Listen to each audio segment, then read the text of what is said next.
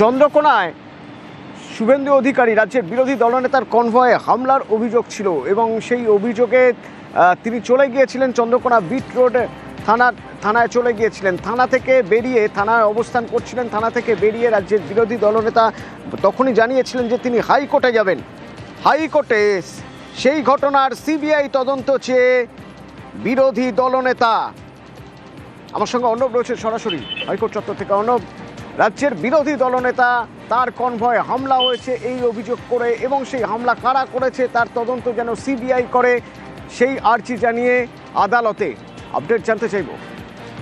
এবার সকালে তাদের তরফে আইনজীবী শুভেন্দু অধিকারীর আইনজীবী বিচারপতি শুভ্রা ঘোষের দৃষ্টি আকর্ষণ করে বিষয়টি গুরুত্ব তুলে ধরেন এবং জরুরি মামলার অনুমতি চান। মামলা অনুমতি মিলেছে এবং মামলাদারের প্রক্রিয়া প্রায় শেষের দিকে, অর্থাৎ শুভেন্দু অধিকারী শেষমেশ তার কনভয়ে হামলার ওপর ঘটনা, সেই ঘটনাকে সামনে রেখে সিবিআই তদন্ত করে মামলা করলেন।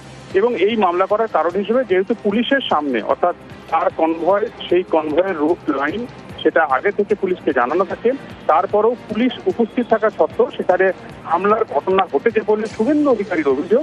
এই অবস্থায় পুলিশের উপস্থিতিতে যদি এইখানে ঘটনা ঘটে এবং তিনি প্রায় 5 ঘন্টা থানার মধ্যেই ছিলেন, এফআইআর যে কপি তাকে দেওয়া হয়েছে, মূলত জিডি এন্ট্রির যে কপি তাকে দেওয়া হয়েছে, সেখানে যথোপযুক্ত বিএনএসের ধারা দেওয়া হয়নি, কারণ খুনের চেষ্টার মতো ধারা নেই। এছাড়া তিনি বলেছিলেন পেট্রোল বা কেরোসিন এই ধরনের ড্রামে করে তেল আনা হয়েছিল, এরকম একটা অভিযোগতা ছিল।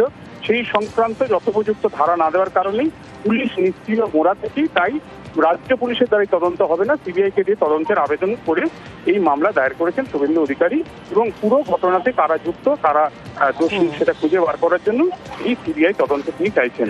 যদিও এই মামলা চলতি সপ্তাহে শুনানির জন্য আসতে পারে এবং সেক্ষেত্রে যেহেতু সময় কম, হয় শুক্রবার, না হলে আগামী সপ্তাহে এই মামলা শুনানির জন্য আসতে পারে বলে আদালত সূত্রে খবর।